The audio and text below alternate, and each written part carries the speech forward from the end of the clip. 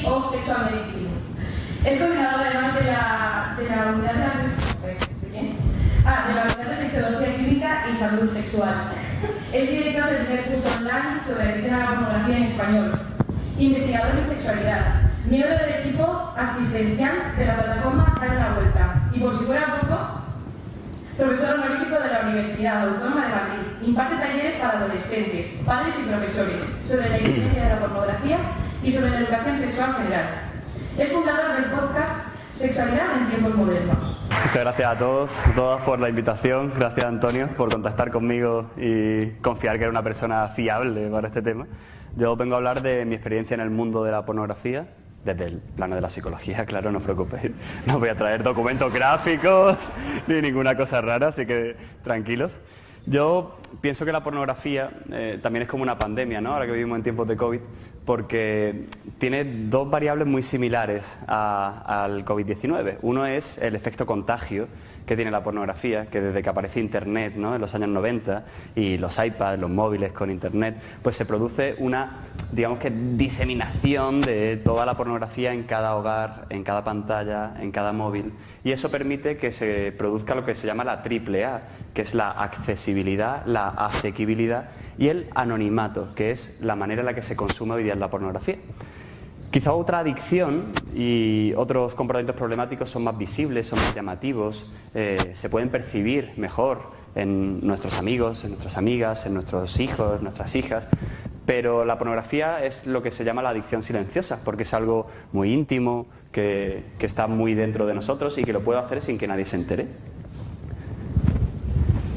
Yo principalmente me dedico a la atención de pacientes. Perdonad mi foto ahí, que no es muy agradable, pero bueno, lo importante es lo de la derecha, ¿vale?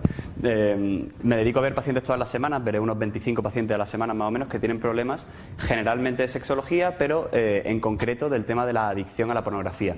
La palabra que utilizamos dentro de la clínica es uso problemático de pornografía, porque todavía no hay un manual diagnóstico de psiquiatras o psicólogos que haya, digamos, que creado esta patología, porque es algo muy reciente, pero sí que utilizamos el término de uso problemático.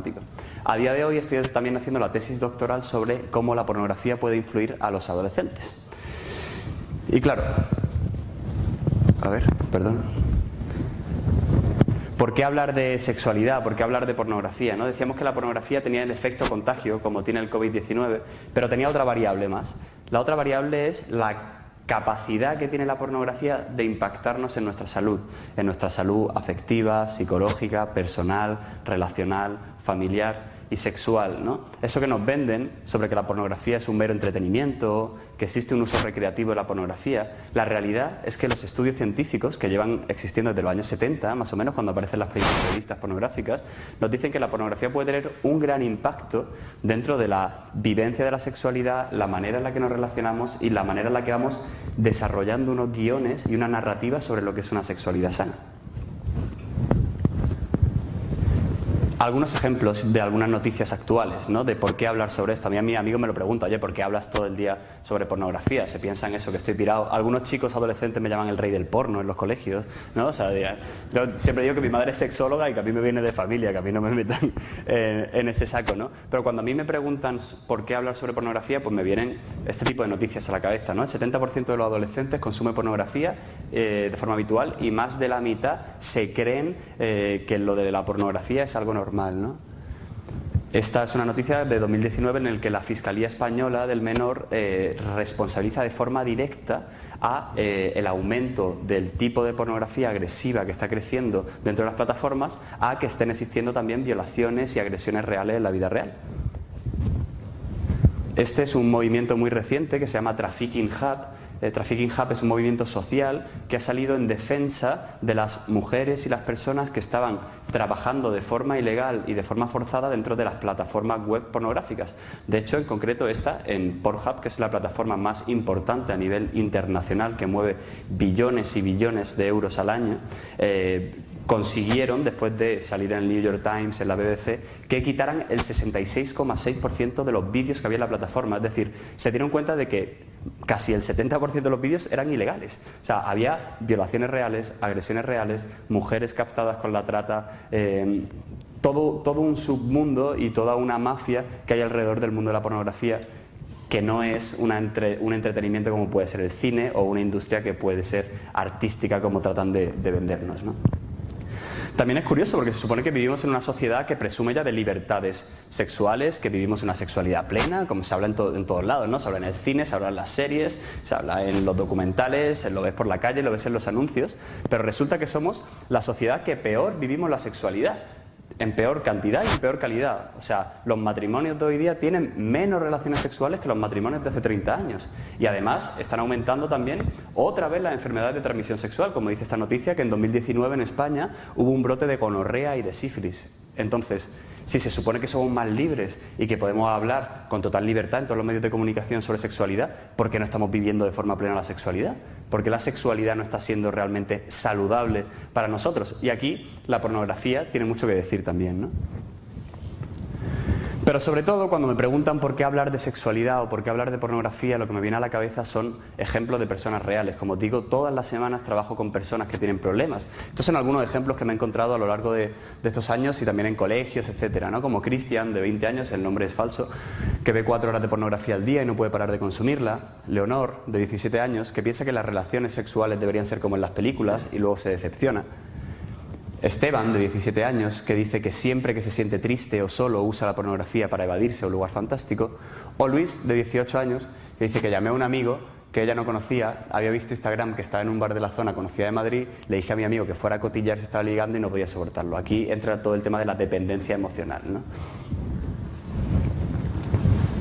Pero quizá primero tenemos que enmarcarnos en qué es la sexualidad. Quizá me podéis ayudar. Si os preguntase qué es la sexualidad, ¿me la podríais definir en una palabra, en una frase? ¿Alguien? ¿El qué? ¿Cómo? O sea, los niños de sexto de primaria te contestan un pene y una vagina, así que imagino que vosotros que tenéis más formación seréis capaces de darme una respuesta un poquito más amplia. Yo diría placer. Vale, placer, efectivamente. ¿Qué más? ¿Algo más? ¿Solo placer? Intimidad. ¿Qué más? Placer, intimidad. ¿Nada más? Amor. Placer, intimidad, amor. Entrega. Expresión. Amor propio, autoestima. Vale, me vale. ¿Qué más? Unión. Muy bien.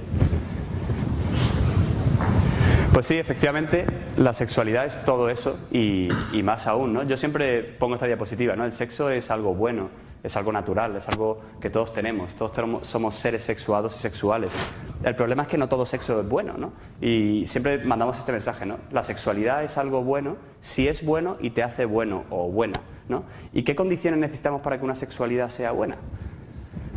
En lugar de soltaros la típica chapa de la Organización Mundial de la Salud, pensé en crear una especie de metáfora que pudiera explicar de forma más sencilla lo que es la sexualidad. Cuando comía hoy pensaba que en lugar de la mesa redonda se podría llamar también la paella de la sexualidad, pero bueno, me voy a quedar con lo de la mesa redonda, ¿vale? La mesa redonda viene pues de esa mesa redonda del Rey Arturo, seguro que os suena, ¿no? El típico cuento, la típica película en la que había una mesa redonda, que había diferentes caballeros, un miembro se encargaba de la magia, otro de la guerra, otro de la medicina, otro de la caballería, otro de la política del reino, ¿no? Y claro, al final pues es importante que funcionen todos al unísono, ¿no? Que cada uno tenga su voz. Un reino no podía vivir solo de la medicina o de la caballería, ¿no? Sino que necesitaba del resto de miembros para que hubiera, digamos, que una armonía y fueran de la mano, ¿no? Y que sonara bien la canción de ese reino. Con la sexualidad pasa algo similar. Necesitamos diferentes miembros en esa mesa redonda para que la sexualidad sea buena. ¿Cuál es el primer miembro de esta mesa redonda? Yo le llamo el león o la leona, ¿no? Es la parte más biológica, es la parte más impulsiva, es la parte más animal también, más primitiva, donde está también el sistema reproductor, lo genital, el cuerpo, las hormonas, la fisiología. Esto lo que tiene que ver también con lo sensorial, ¿no? Pero claro, no somos animales que viven desbocados por la selva y la sexualidad de los seres humanos no pertenece al reino de la impulsividad, sino que pertenece al reino de la libertad. Pero para ello, para poder movernos con libertad dentro de la sexualidad, necesitamos del resto de miembros de la mesa redonda para poder vivir una sexualidad sana. Otro miembro de la mesa redonda le podríamos llamar el corazón, ¿no? Es la dimensión quizá más afectiva, más relacionada con las emociones, con los sentimientos, con el cariño, con el amor, con la unión, con la entrega, con el cuidado, con la empatía, con el respeto, con la comunicación, con la expresión, con hacerme cargo de la otra persona. Hay un sexólogo español que a mí me gusta mucho que dice que el deseo sexual es una emoción que nos motiva a vincularnos con los demás. No somos seres relacionales, somos seres vinculares, ¿no? Y la pornografía nos aleja mucho de eso. ¿Qué pasa en la gran mayoría de personas que vienen a la consulta con un problema de sexología o de sexualidad? Que esta dimensión de la afectividad no la tienen muy bien trabajada. Tienen heridas, carencias, traumas, no saben regular sus emociones, no saben gestionar el estrés, no saben gestionar la tristeza. Entonces, la sexualidad, en lugar de volverse algo deseado, querido, pensado y embarcado dentro de su proyecto de vida, se convierte en algo reactivo, se convierte en una búsqueda de una homeostasis, de un equilibrio para intentar compensar otras cosas que la persona no sabe gestionar. Y así es como empieza la sexualidad a volverse algo adictivo. En concreto, así es como empieza la pornografía, cuando empiezo a gestionar el estrés, cuando empiezo incluso a celebrar los éxitos muchas veces, ¿no? Como pasa con otro tipo de sustancias. Esta chica no me gusta mucho personalmente, pero a veces dice cosas elocuentes en redes sociales y me gustó esta frase, ¿no? Que decía, el sexo seguro no es solo cuidarse físicamente, ¿no? Que se habla mucho de toda la seguridad física, la salud sexual física, enfermedad de transmisión sexual, y decía, también es cuidarse emocionalmente, ¿no? Por eso es muy importante saber que la sexualidad, la afectividad, la sexualidad biológica, ¿no? El león y la leona van de la mano también del corazón y van integrados, ¿no? Hoy día se empeñan mucho en como disociar un poco la afectividad de la sexualidad, pero cualquier persona que tenga un encuentro íntimo con otra persona va a vivir emociones, va a sentir cosas y eso le va a configurar de una manera u otra. Lo esperable y lo deseable es que te haga bien y te haga crecer, y lo no deseable es que te haga daño, te haga sentir culpa, te haga sentirte rechazado, te daña tu autoestima o te vaya generando un comportamiento problemático, ¿no? Pero claro, fijaros, al contrario de lo que uno puede esperar, y del discurso social y los que nos venden en los medios de comunicación y en los libros sobre este tema, cuando se habla de fantasías sexuales, uno se puede imaginar cosas muy raras, ¿no? Uno dice, joder, fantasías sexuales de 50 sombras de Grey para arriba, ¿no? O sea, todo como tiene que ser muy extraño. Pero esto es un estudio que se hizo con universitarios aquí en España, en Salamanca, en el que le preguntaban que cuáles eran las fantasías sexuales de los universitarios. Y la fantasía más seleccionada fue tener sexo con alguien que yo quiera y que me quiera. Es decir, en la materia prima del ser humano, también en el repertorio de fantasías sexuales viene tener un contacto con el otro. El resto son cosas y el resto son influencias que nos van tratando de desviar hacia otro sitio, pero al final todos buscamos encontrar una relación donde sentirnos queridos, cuidados y donde compartir esa intimidad, ¿no? Otro miembro de la mesa redonda, el cerebro. El cerebro es la parte más intelectual, más sabia de esta mesa redonda, ¿no? Es el que piensa, el que toma decisiones, el que me ayuda a esperar, el que me ayuda a calmarme, es el que se informa y se forma. Hoy estamos, en cierta medida, entrenando esta parte del cerebro sexual porque estamos recibiendo información y formación sobre la sexualidad. Es cierto que, si me deja, que mucha gente, y cuanto más ves, por ejemplo, Telecinco, La Isla de las Tentaciones, etcétera, pues tu cerebro se acaba yendo de vacaciones. Entonces es muy importante acudir a este tipo de sesiones para más o menos poder reestructurar toda esa masa cerebral que vas perdiendo cada vez que pones Telecinco, ¿no? ¿Cuál es otro miembro de la mesa redonda? Por cierto, los que hacéis fotos con el móvil y eso, Alejandro Villena Psicología en Instagram, si me queréis etiquetar, perfecto. Ahí me dais un follow, un like o lo que queráis.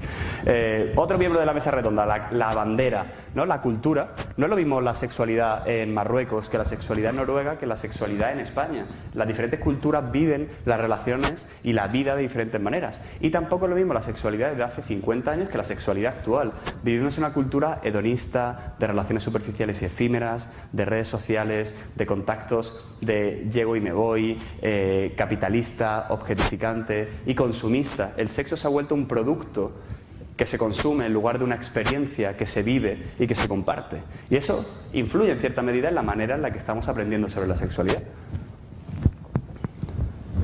Por último, tendríamos la dimensión más espiritual, religiosa o ética. Para aquellas personas que tengan creencias, tengan las creencias que tengan, o si la persona no tiene creencias, también hay una dimensión espiritual en el ser humano y también una dimensión ética. Cada uno de nosotros tendrá que integrar esa dimensión ética, espiritual o religiosa con un proyecto de vida concreto que también tendrá una voz y un voto y que ayudará a dar una una referencia, ¿no?, también moral, de valores sobre cómo quiero vivir yo la sexualidad. En definitiva, ¿qué es lo ideal? Poder escuchar a todos estos miembros y que todos estos miembros estén en armonía. Será así cuando el sexo será bueno y será algo que me haga bueno, que me haga buena. Cuando todos estos miembros de la mesa redonda puedan estar trabajando, tengan una voz y un voto y yo me lo haya planteado. Y quizá os podéis parar un segundo y pensar cómo es vuestra mesa redonda. Cuáles son los mensajes, los valores, las ideas, las creencias, cómo está vuestra afectividad y cómo lo vivís, qué emociones os genera el pensar en sexualidad, de qué manera habéis desarrollado toda esta dimensión y si hay cosas que podéis seguir potenciando, que podéis seguir trabajando o que podéis seguir mejorando. A modo de resumen, inventé una especie de modelo temporal en el que podíamos definir cómo influyen ciertos factores que nos pueden afectar a desarrollar un problema en la sexualidad, ¿no? Factores en el pasado, en el presente y en el futuro. En el pasado, todo esto está basado en estudios científicos y son factores y variables que se han estudiado que son predisponentes de riesgo para un desarrollo de una sexualidad poco saludable, ¿no? Por ejemplo, una educación sexual excesivamente restrictiva, negativa, prohibitiva, solo basada en el no, en el que en lugar de ofrecernos un proyecto bueno y saludable y mandarnos el mensaje de que la sexualidad es algo bueno, nos han mandado los mensajes de que esto no se puede hacer, que esto está malo, pero tampoco nos han explicado por qué ni nos han dado una visión crítica sobre lo que queremos elegir nosotros, ¿no?, dentro de la sexualidad. Bueno, que haya traumas, que haya factores biológicos, neurológicos, psiquiátricos o genéticos que puedan predisponer a las personas a tener pues, más problemas biológicos de control, ¿no? Un trastorno bipolar de la personalidad, un trastorno límite de la personalidad, pues todo eso puede afectar a la manera en la que vivimos la sexualidad porque hay una alteración en el pasado, una alteración genética. En el presente pueden existir muchas cosas, pero puede haber ansiedad, depresión, impulsividad, obsesividad, no saber regular las emociones, no saber gestionar el estrés, puedo tener presión social, cultural, presión de mis iguales para tener una relación sexual, presión de otra persona cuando hay acoso, cuando hay agresión, ¿no? Y todo eso puede condicionar que no viva la sexualidad de la manera en la que a mí me hace pleno, ¿no? Y, bueno, tomar decisiones que no van acorde a mi proyecto de vida.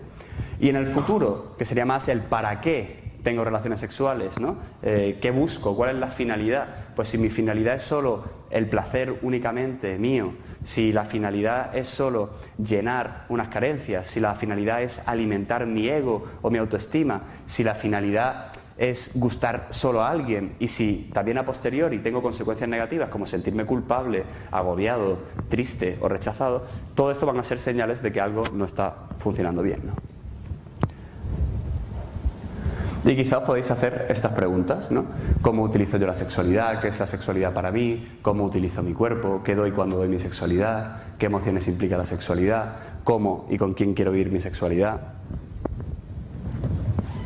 Y claro, es muy importante no confundir estos dos términos, que quizá es un poco lo que podemos ver hoy en día, que es confundir el placer con la felicidad. Porque el placer, pues a nivel cerebral es dopamina, ¿no? Esa sustancia que tenemos en nuestro sistema de recompensa que nos da un chute, una descarga de placer que es cortoplacista, que es efímero, que es superficial, que solo piensa en el yo, que no se comparte, que utiliza al otro en lugar de vivir con el otro.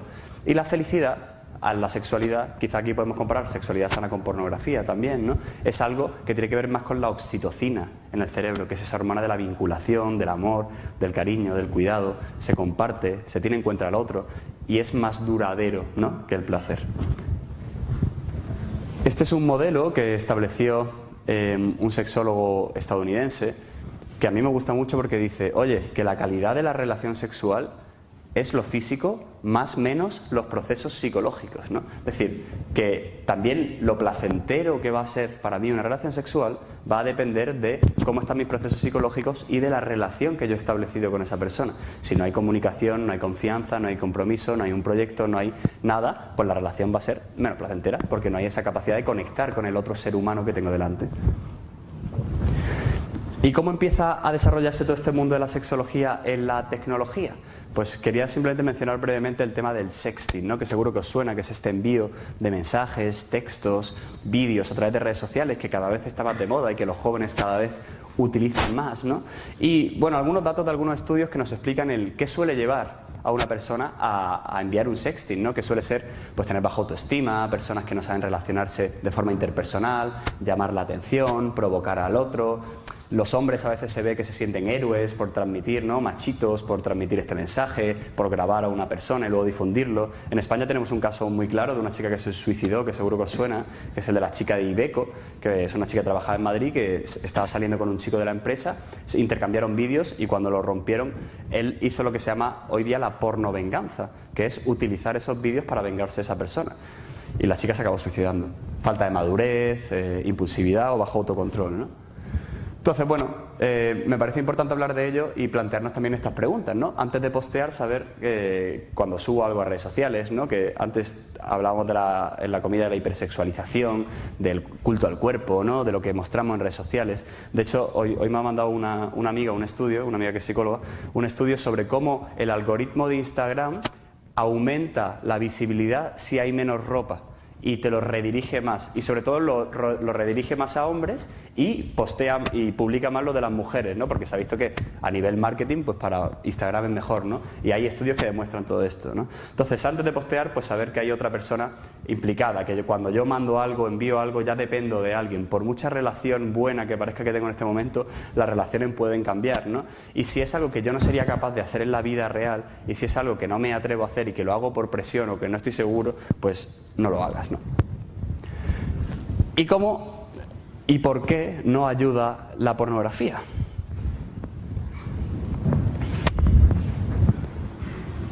Yo digo que somos lo que vemos, porque lo que vemos influye en cómo pensamos, y lo que pensamos influye en cómo nos sentimos, y lo que sentimos influye en cómo actuamos, y cómo actuamos a su vez es también lo que somos, ¿no?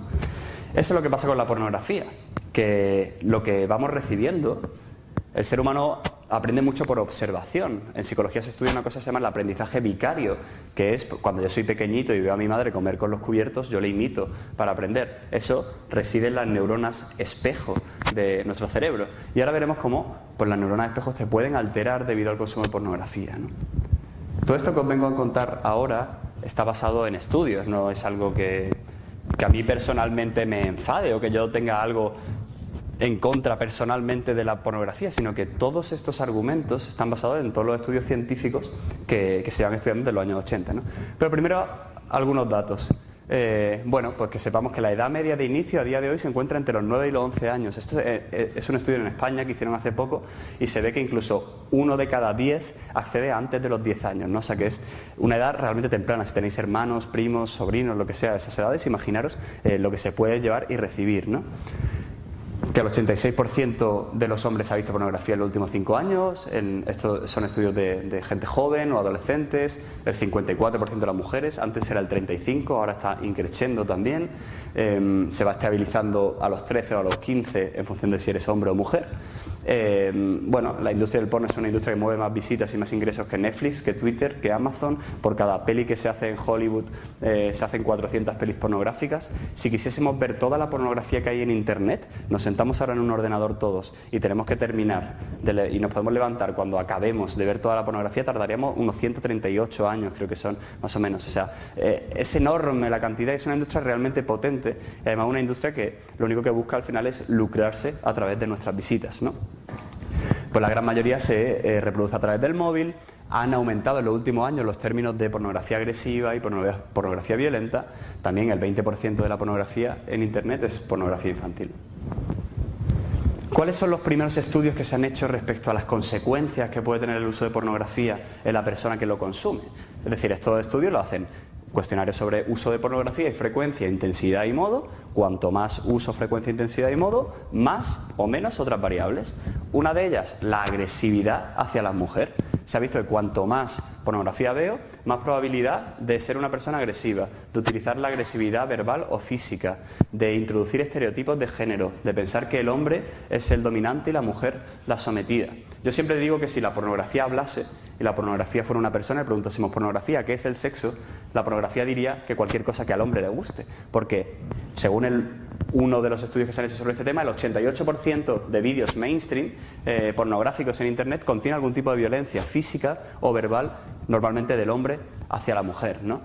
¿Que por ver un vídeo porno me voy a volver un agresor sexual? No, sería sensacionalismo que dijéramos eso. Pero que la pornografía banaliza, legitima y normaliza la violencia y que lo da por sentado. Sí, eso es cierto y está estudiado. No solo eso, sino que se ha visto, este es un estudio del año pasado, en el que se ha visto cómo las mujeres que consumen pornografía, ¿cuál es el láser? El de abajo, el sol. ¿Cómo? ¿El láser? El láser, el solito. Vale. Se ha visto que en las mujeres que consumen pornografía, cuanto mayor es el consumo de pornografía, mayor es la probabilidad de ser una víctima sexual. Es decir, cuanto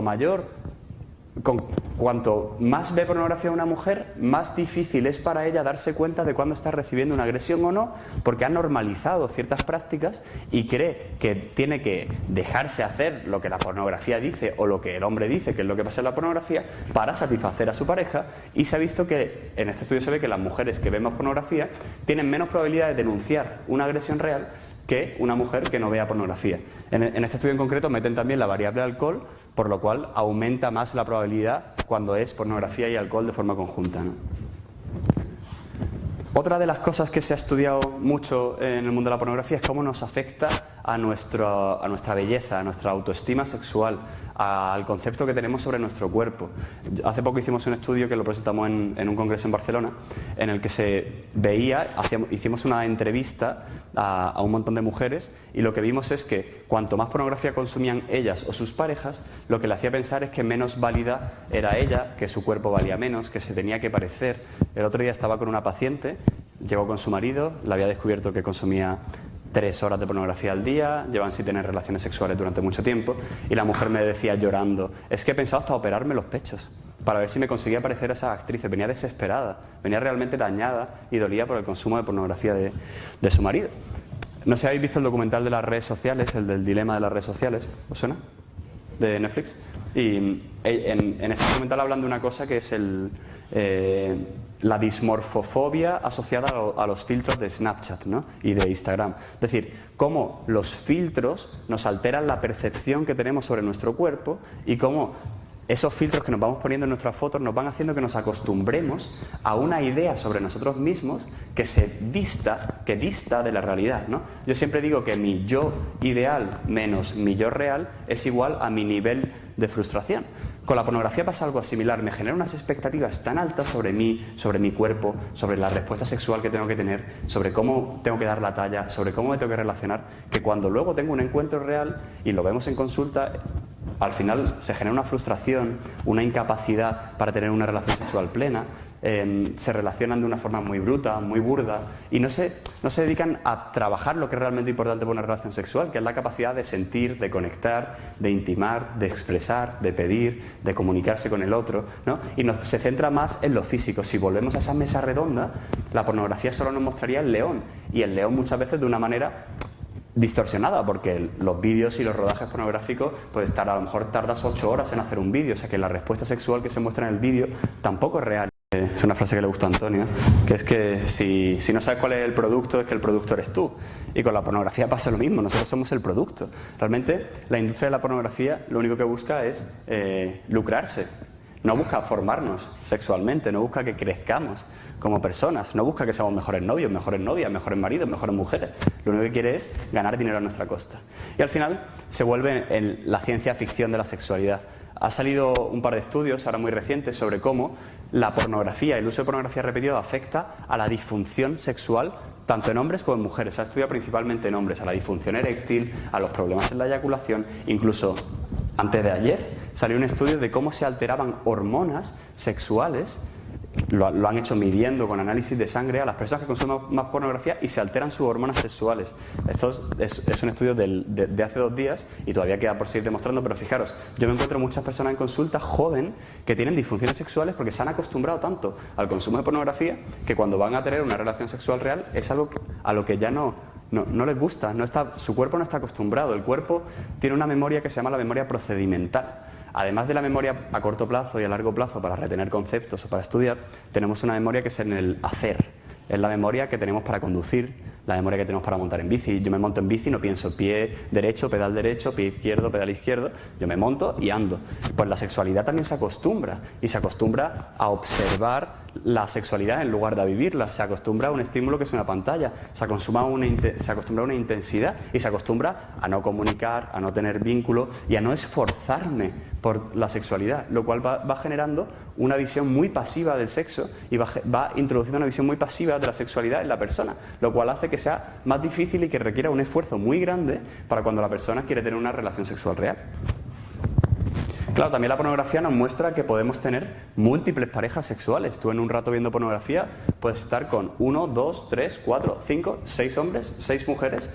Y se ha visto que cuanto mayor es el uso de pornografía, también mayor probabilidad hay de infidelidad, mayor probabilidad de acudir luego a la prostitución para querer hacer esas cosas en la vida real, mayor número de parejas sexuales, mayor número de relaciones sexuales de riesgo, donde hay agresividad, contagio de posible contagio de enfermedad de transmisión sexual.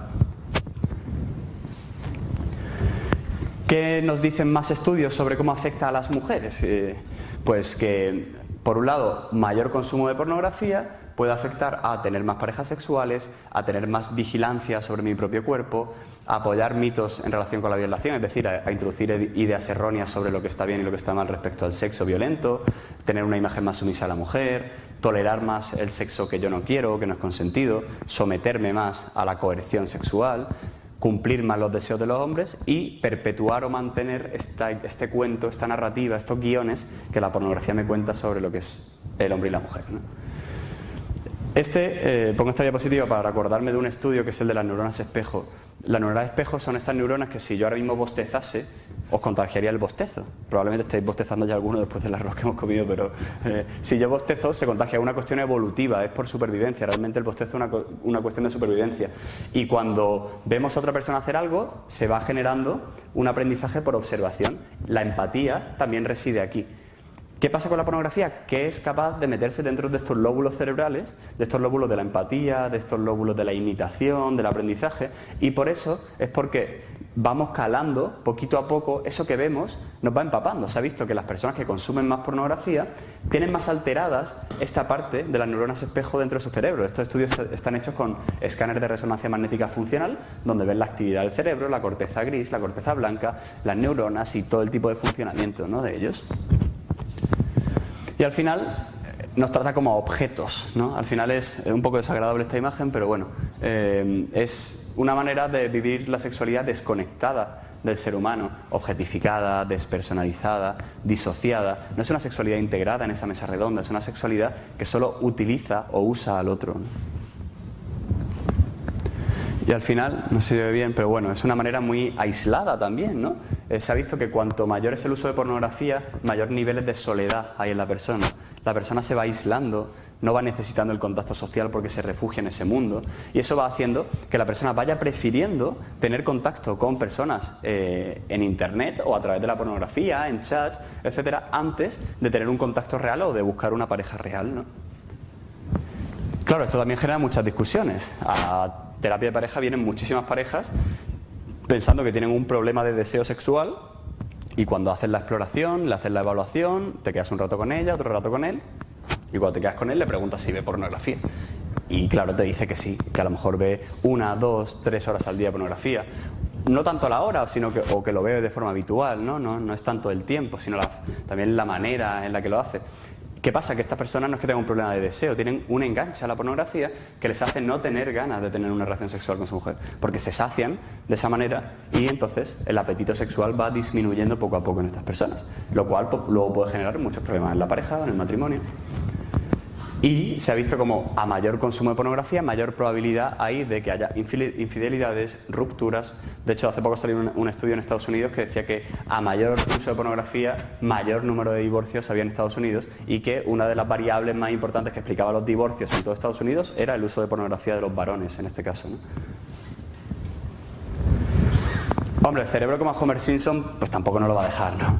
Pero sí que es verdad que, como se ha visto, desde el 2013 se empezaron a hacer los primeros estudios de pornografía en el cerebro a través de lo que os decía, de escáneres de resonancia magnética funcional, y se ha visto cómo se puede afectar todo el sistema límbico y todo el sistema de recompensa, que es el sistema que tiene que ver con la dopamina, donde también se afectan otras adicciones, ¿no? Por ejemplo, si yo tengo sed y bebo agua, mi cuerpo genera una sensación placentera. Eso es un poco de dopamina, porque el agua me sirve para sobrevivir y le manda un mensaje a mi cerebro en el que le está diciendo, oye, está bien beber agua, eso es bueno y eso es sano, entonces sigue haciéndolo y se produce un condicionamiento clásico, un aprendizaje, repito, me da un refuerzo. Con la pornografía pasa lo mismo. Voy a la pornografía, estoy ansioso y enfadado, la pornografía me da un chute, mi cuerpo se calma y mi cuerpo me dice, muy bien, está muy bien, te ha calmado, te ha reducido los niveles de ansiedad, refuerzo, sigue haciendo la conducta. Y así es como se va generando lo que se llama el uso problemático de pornografía. Algunas personas van teniendo la misma tolerancia que tienen en otras drogas, van creciendo, empiezan por un tipo de pornografía, imágenes, en Instagram algo así más erótico, luego van pasando a vídeos, luego a vídeos más extremos, más agresivos, hay gente que incluso luego pasa a la pornografía ilegal, pornografía infantil. Hace poco he estado tratando con un paciente, de hecho la semana que viene tengo que ir a juicio a corroborar un informe que le hemos hecho, un paciente que empezó viendo pornografía suave, por decirlo de alguna manera, y ha acabado sin darse cuenta, porque iba escalando en contenidos en pornografía infantil y le pilló la policía, lo detuvo en su casa, el señor tiene 50 años y 2 hijas, y dice, tú le preguntas, oye, ¿cómo has acabado? Y dice, es que ni me acuerdo, no sé ni en qué momento pasé de una a otra, estaba tan inmiscuido, estaba tan metido, estaba tan inundado en ese mundo de fantasía que no era capaz de darme cuenta de lo que estaba pasando, ¿no?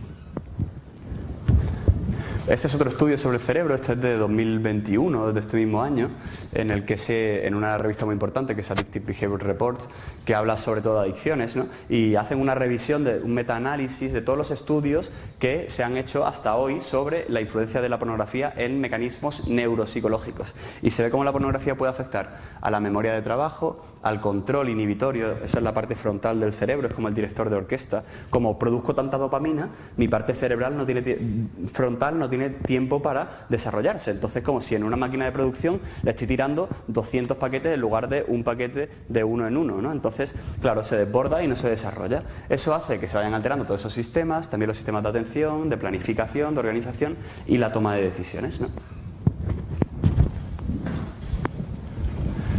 Los criterios que hay en la CIE-11 es el manual que tenemos para clasificar las enfermedades mentales, psicológicas y psiquiátricas, y ha puesto estos 4 criterios para explicar lo que sería una persona que tiene un uso problemático de pornografía o conducta sexual compulsiva, que es como se llama a día de hoy a nivel técnico también, ¿no? Que es la incapacidad para controlar estos impulsos urgentes, ¿no? Los esfuerzos repetitivos para controlar estos impulsos, deseos y conductas, y que fracaso constantemente en controlarlo, ¿no? Esfuerzos infructuosos en controlarlo. Continúo realizando la conducta, aunque ya ni siquiera derivo placer, no tengo control, y a pesar de las consecuencias que tiene en mi vida, en mi salud, en mi vida sexual, mi vida familiar, matrimonial, laboral, espiritual, etcétera, ¿no? Bueno, lo que dice también es que tiene que darse durante un periodo más de 6 meses para que sea significativo y que tiene que tener pues, consecuencias en estas áreas para que también se pueda diagnosticar esto, ¿no?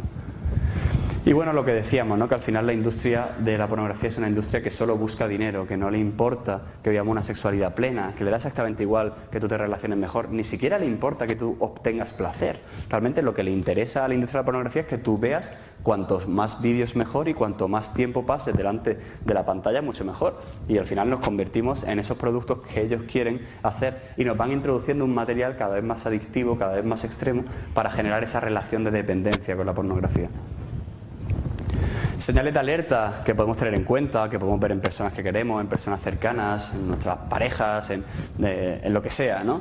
Pues bueno, pues que hay ansiedad, que hay impulsividad, que no puedo pararlo, que lo intento controlar y fracaso, que me siento muy culpable por lo que estoy haciendo, me obsesiono y paso demasiado tiempo pensando en sexualidad o en pornografía, que busco cada vez un contenido más fuerte, que afecta a mi vida pues, de pareja, sexual, familiar, espiritual, laboral, que afecta a mis emociones, que me aíslo de los demás, que incluso hay gente que llega a gastar dinero. Tuve un paciente que gastaba 3.000 euros al mes en pornografía, aun teniéndola gratuita en internet, estaba tan enganchado que tenía que comprar contenido de pago, ¿no?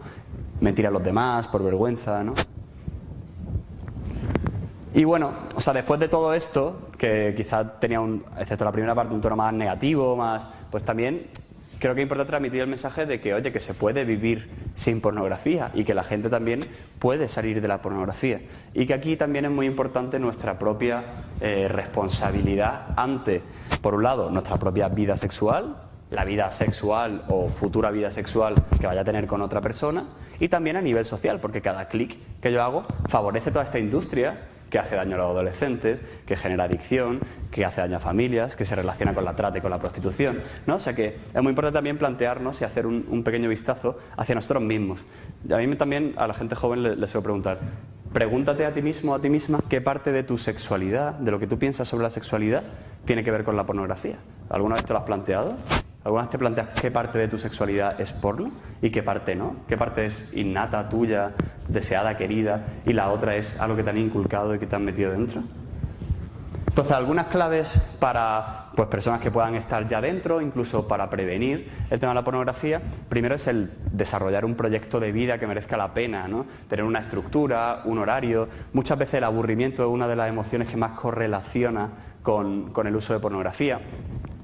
Tener objetivos a corto, a medio, a largo plazo, ir cumpliéndolos, ¿no? Tener un foco donde trabajar y una vida estructurada y no tener mucho tiempo muerto ayuda a combatir a aquellas personas que tienen un problema con la pornografía o a prevenirlo.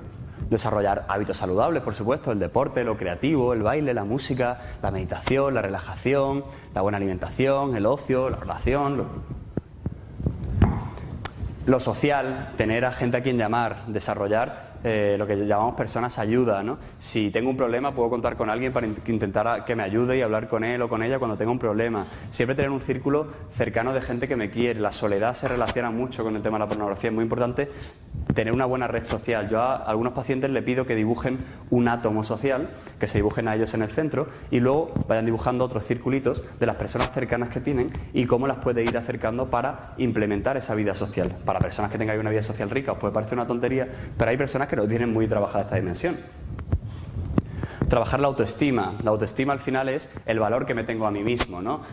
Se habla mucho de la autoestima, en los libros de autoayuda, pero la autoestima es importante porque al final la autoestima es la manera en la que yo me veo, la manera en la que yo me miro por dentro, la manera en la que yo me hablo. O sea, yo desde que me levanto hasta que me acuesto me paso el día conmigo mismo, diciéndome cosas. Y si esas cosas que me digo son críticas, son pensamientos negativos, es anticipación sobre el futuro, es lamento por el pasado, todo eso, todo ese diálogo va a afectar a mi mundo emocional y una de las formas en las que puedo salir para compensar toda esa falta de autoestima, pues puede ser una búsqueda o un refugio en la pornografía. Por eso es muy importante poder trabajarlo. ¿Cómo? Pues hay un estudio, bueno, una persona con alta autoestima, pues son personas que son queridas, aceptadas por su entorno, que se relacionan bien con los demás, que están motivados para aprender y para seguir mejorando, que son optimistas, conocen sus fortalezas y sus debilidades, saben hacer críticas y también recibir críticas de forma sana, son empáticos, tienen un buen apoyo social y están estables emocionalmente, ¿no?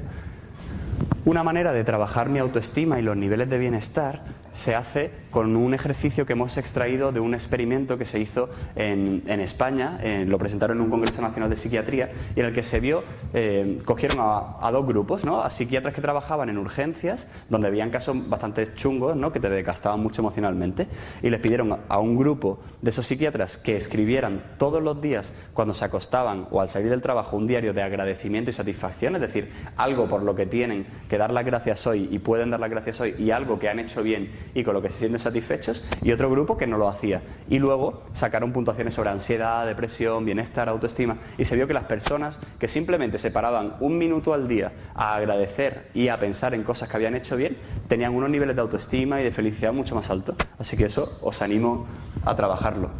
Luego, trabajar el mundo emocional, como veis, lo de la pornografía se relaciona mucho con el resto de cosas, el resto de dimensiones de la vida, ¿no? Al final la sexualidad entronca un poco a todo el ser humano, por eso es importante trabajar por todas estas dimensiones diferentes, ¿no? El trabajo en las emociones, hay que aprender a identificar, expresar y regular las emociones. Tengo que saber cómo estoy, no me vale estoy bien o estoy mal, estoy triste, estoy agobiado, estoy frustrado, estoy ilusionado, estoy esperanzado, siento vergüenza, siento culpa, ponerle nombre a lo que sentís, y también podéis llevar un registro, un diario de emociones donde podáis ver qué emociones se repiten y cuál os cuesta más expresar, decir, comentar o regularlas, ¿no? Luego hay que desarrollar todo un elenco de actividades para regular mis emociones. Aprender de los errores, no somos perfectos en ningún ámbito, ni lo vamos a ser tampoco en la sexualidad, ni lo seremos y nos equivocaremos, como en el resto de dimensiones de la vida. Pero lo importante es, pues como hacen en esta viñeta, ¿no? De 72 kilos, que es, bueno, mira, un error, vamos a mirarlo, vamos a aprender de él y vamos a seguir mejorando. No hace falta que nos machaquemos por haber metido la pata, sino lo importante es seguir adelante y pensar cómo poner remedio a lo que me ha ocurrido. Bueno, también controlar un poco los detonantes, desencadenantes, muchas veces pasar mucho tiempo en redes sociales, en el ordenador, estar solo, ¿no? Pues el desactivar las notificaciones, el cambiar de lugar de trabajo de estudio, cortar el acceso a internet, a veces puede funcionar, y desarrollar hábitos nuevos donde no esté todo el día conectado a una pantalla que facilite que entre en la pornografía. También trabajar la asertividad, ¿no? Que es esa capacidad para decir que no, para expresar lo que quiero, para defender mis opiniones, mis derechos, mis deseos. Si yo no sé decir que no a las cosas, si yo no sé y me sobreimplico por los demás, todo el rato a veces me olvido de mí mismo, y es muy importante también trabajar sobre ese autocuidado y ser capaz de decir que no a algunas cosas y de expresar lo que siento y lo que quiero, ¿no? Por último, valorar vuestra sexualidad, lo que decíamos antes, pensar en vuestra mesa redonda, pensar en cuáles son las dimensiones de vuestra sexualidad, cómo la habéis vivido, qué mensaje habéis recibido, y ver la sexualidad como algo más amplio. No lo veáis solo como una relación sexual o como una conducta sexual, sino verlo desde este marco, ¿no? Y nada, ahora vamos a pasar a una parte práctica, así que creo que en otras sesiones habéis como hecho grupos, y a mí se me había ocurrido hacer 2 ejercicios que podéis hacer individual. Por lo que hemos hablado antes, podríais o iros a una sala si lo preferís para trabajarlo, o hacerlo aquí. Lo único que necesitáis es boli y papel, ¿vale? Entonces, los 2 ejercicios son los siguientes. Uno es que trabajéis sobre vuestro árbol de logros. Es un ejercicio para trabajar sobre vuestra autoestima, ¿vale? ¿Qué hay que hacer en este ejercicio? Hay que dibujar un árbol similar a este, en el que haya raíces, tronco y copa. Y me gustaría que escribierais solo lo que hay en las raíces, ¿vale? El resto lo podéis trabajar en casa, otro día fuera, pero me gustaría que cada uno escriba sus cualidades, virtudes y fortalezas. ¿Por qué? Porque después, cuando escribáis vuestras virtudes, cualidades y fortalezas, me gustaría que me contarais cómo podéis utilizar esas cualidades, virtudes y fortalezas para enfrentaros a la sexualidad a día de hoy, al mundo de la pornografía, a ayudar a alguien que tenga un problema con la pornografía, y que debatamos un poco sobre ese tema. Y, por último, el segundo ejercicio sería escribir una carta de despedida a la pornografía. Aquí os traigo un ejemplo. Esta carta es una carta que me escribió un chico que estuvo en terapia conmigo, y que una de las cosas que yo le pido cuando llevamos un tiempo trabajando es que le escriban a la pornografía en primera persona una carta de despedida a ella directamente sobre cómo le ha afectado, qué consecuencias puede tener. Podéis hacerlo en primera persona si lo queréis, podéis hacerlo en tercera persona, podéis hacerlo de forma figurada, ¿no? O podéis despedir a la pornografía aunque no hayáis contactado con ella, para no contactar con ella. Podéis hacerlo de forma libre, ¿no? Y os leo este ejemplo para que veáis un poco cómo podría ser, ¿no? Dice: querida pornografía, hoy he decidido escribirte esta carta para decirte adiós. He de admitir que contigo aparentemente aprendí mucho del sexo y me has ayudado a evadir mi mente de la realidad mostrándome fantasías. Has hecho que mi mente hallase ese equilibrio emocional que yo no le supe dar, y siempre que tenía una emoción mala podía contar contigo, pues estabas a un clic siempre de mi móvil y no me costaba encontrarte.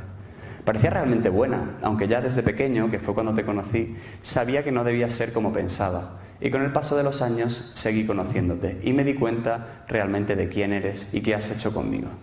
Crecer contigo me ha hecho daño, ha resultado ser para mí una droga perjudicial. Todos los beneficios que parecías tener eran falsos, me mentiste y me engañaste. Me hiciste creer que eras buena y que no me harías ningún daño, pero no fue así. Por tu culpa no aprendí una manera sana de hallar un equilibrio mental, y ahora siempre busco la sexualidad para regularme mentalmente. Esto hace que me sienta mal, me sienta sucio, pues no debería ser así. Ahora veo realmente quién eres y todas tus tretas y engaños. Me has hecho mucho daño, has hecho que tampoco tenga confianza en mí mismo, has hecho que dependa de ti y me has hecho creer que soy incapaz de dejarte, haciéndome sentir un inútil. Has hecho que pierda la confianza y amor de una chica estupenda que me quiere, e hiciste que no supiera valorarla, e incluso minaste el amor que sentía por ella. Por tu culpa me has hecho sentir despreciable, pero la que realmente eres despreciable eres tú. Podría seguir haciendo una larga lista de todas las cosas malas que me has hecho, pues todo lo que me hacías creer que era bueno en ti era falso. Te odio. Por ello te digo adiós, sabiendo quién eres realmente y sabiendo sobre todo quién soy yo. Te dejo, pues no te necesito. Soy capaz, sin duda alguna, de librarme de ti. Con las herramientas que estoy aprendiendo en psicoterapia lo conseguiré. Sé que esto no te va a gustar, pues eres egoísta y no me dejarás tan fácilmente. Tratarás de engañarme y embaucarme con tus falsos encantos, y me costará al principio, pues eres astuta y estás en muchos lugares. Pero con el tiempo verás que esta carta es de verdad lo que pienso. Adiós pornografía, no quiero buscarte más, no te necesito, eres perjudicial y falsa, sin ti seré feliz. Adiós. Podéis hacer algo así, algo un estilo libre, podéis reunir las ideas que hayáis sacado de la sesión de hoy y hacer una especie de manifiesto en contra de la pornografía. O sea, sentiros libres y creativos para hacer lo que queráis, incluso también podéis fusionar los dos y podéis incluir también las cualidades dentro de esta carta, donde podáis poner pues cómo os queréis enfrentar al mundo de la pornografía, al mundo de la sexualidad, al mundo de las redes sociales. ¿Vale? ¿Os queda alguna duda? ¿Parece bien? Aplaudir, pero... Venga. Gracias.